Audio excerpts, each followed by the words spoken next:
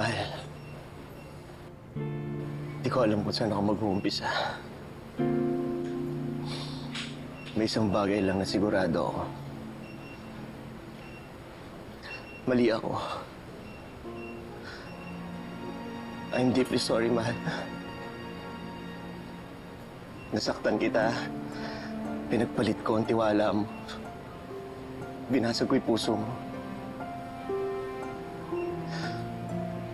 Alam ko di sapat yung sorry para ayusin ang lahat. Pero buong puso ko sabihin sa'yo. Patawad, mahal.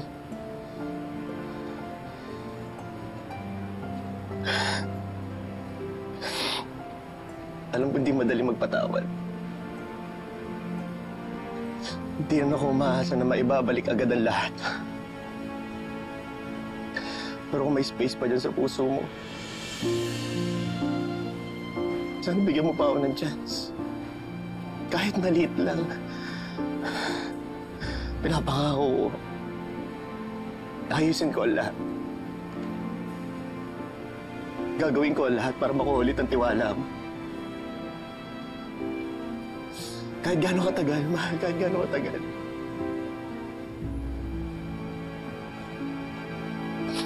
Hindi ko kaya mawala ka. Hindi ko kaya mawala ang pamilya natin, Gina. Mahal na mahal kita. Hindi lang sa salita. Pati sa pagkilos ko ngayon, mahal.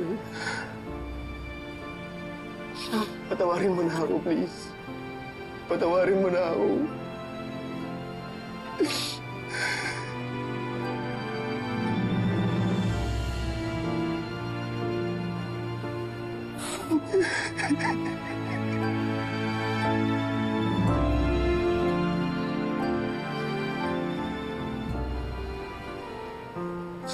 Please. Please. Hindi lang pagpapatawad ang ibibigay ko sa'yo.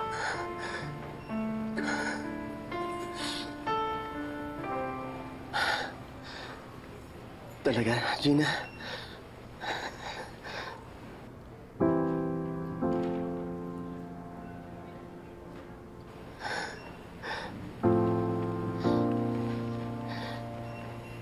Simula sa araw na to, ibigay ko na rin sa'yo ang kalayaan.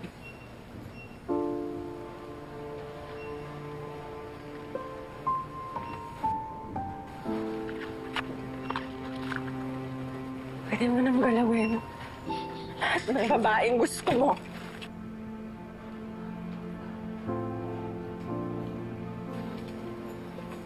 Gumamit ka ng kondom, di ba?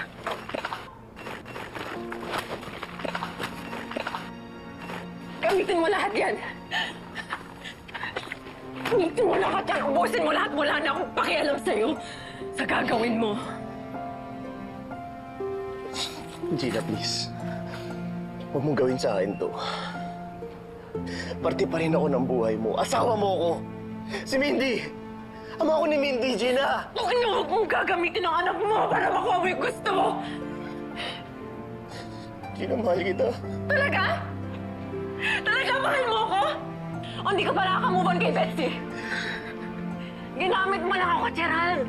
Gaya ng paggamit ni Betsy sa daddy ko. Ito pa talaga plano nyo, ha? Pakakasalan mo ako para makuha mo yung green card. Tapos si Betsy pakakasalan si daddy. But in the end din pala, kayo din pala! Yun ang plano nyo, mga hayop kayo! Gina, hindi totoo yan. Natutunan kita mahalin. Yun ang totoo. Mahal kita. Gagawin ko lahat para patawarin mo ako, Gina. Please.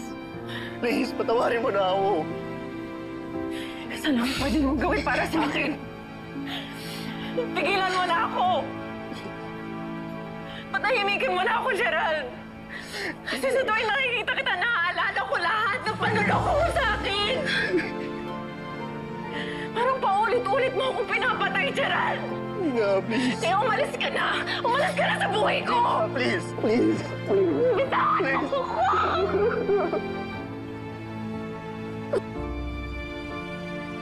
Gina, please, please, Gina. Security ko na yun tong hayop na to! Gina! Tamahan pa, Huwag Gina! niyo yung lalaking to, palabasin niyo na! Gina! Wala ko na, Gina! Please! Gina! Gina! Please! Gina! Gina! Please! Gina! Sandali! Gina! Please! Basta ka na! Sandali! Gina! Gina! Gina, sandali lang! Usap tayo! Gina! Tira mo ko sa buhay ko, Layas! Maraming salamat at naagapan niyo kaagad. Thank you very much for the immediate action. Wala nang mahuhut-hut sa akin yung mag-inang yan. Salamat.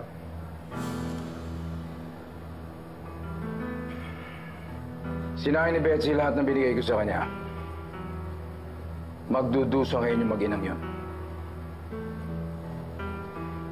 Alam mo, Hagkido, hindi ko lang alam kung enough na yung mga ginawa ko para matanggal lahat nitong galit na nararamdaman ko. Hanggang kailan ko pa mararamdaman tong galit na ito, Gido? Sir, sabi po nila, kahit anong lalim na sugat, naghihilom din. Nga lang, kailangan ng panahon. Hindi pwedeng persahin. I'm sure ganito rin ang nararamdaman ni Gina. Pero mas higit pa. Mas masakit pa dahil meron silang anak ni Gerald. Alam mo, naawa ako dun sa anak ko eh. Somehow I feel responsible dahil ilagay ko siya sa ganitong klaseng sitwasyon. Kung hindi ko lang pinasok si Betsy sa buhay namin at hindi ako nagpakabulag, hindi mangyayari to.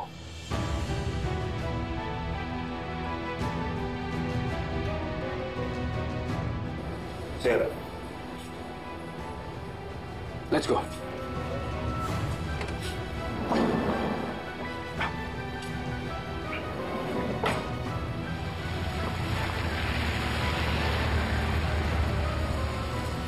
Sandali! Bitawan niyo ako!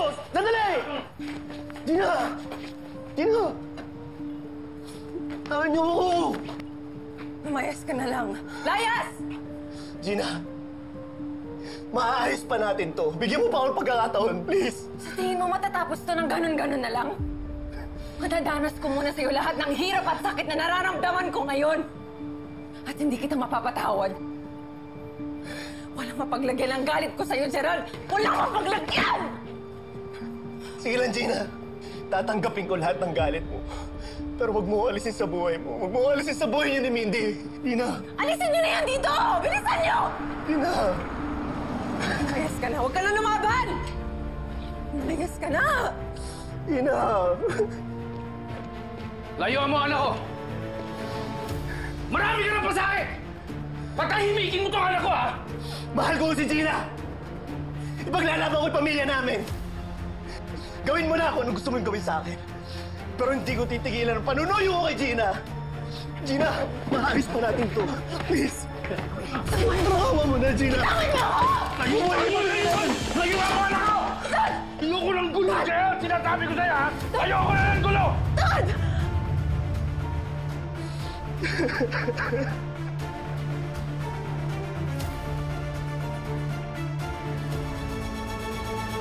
Gusto namin malaman kung ano naman ang habol ng anak ko. We can talk to Robert and his lawyer and I'll bring up your claim to him. Pero ngayon pa lang tatapatin ko na kayo. Madugo ito. Ngayon sabihin mo sa akin, paano ako mabilis ang makakubra ng pera sa kanya? You're resigning? Effective immediately po. Tungkol ba ito sa nangyari sa amin ng kuya mo? Grabe rin po kasi talaga yung ginawa ng kuya ko sa inyo. Hindi ko na po kaya nakikita kayong nasasaktan ng sobra eh. Lahat gagawin ko. Lahat tatanggapin ko hanggang mawala ang galit niya sa akin. Alam ko may pag-asa pa kami. Alam ko mahal pa ako ni Gina. Alam ko sa likod ng galit niya sa akin. Mahal pa rin ako ni Gina, Nay. Robert, nagsisisi naman ako. Ano pa ba gusto mo? Ang gusto ko magdusa ka ng matindi. Malunod ka sa mga kasalanan ginawa mo sa akin. At lamunin ka ng impyerno kung saan ka galing. Alis na! Mas gugustuhin ko pa mamatay na lang ako kaysa bumalik ako sa kahirapan! Sa bagay, parang tama yung sinabi mo. Baka dapat talagang may mamatay para mabuhay ulit yung damdamin ni Robert sa'yo. Hanggang kailan mo pa ako parurusahan? Di mo pa nakikita. Nagsisisi na ako nagdurusa. Siguro diplomatic movie, Gerald! Lahat ng kasalanan na may consequence! Hindi ka na, Gerald! Bitawan mo ko! Pinapatawarin mo na ako. Lahat gagawin ko mapatawad na ako. Ano gagawin mo? Oo, sabihin mo na ako ano gusto mo. Sabi mo, Gerald!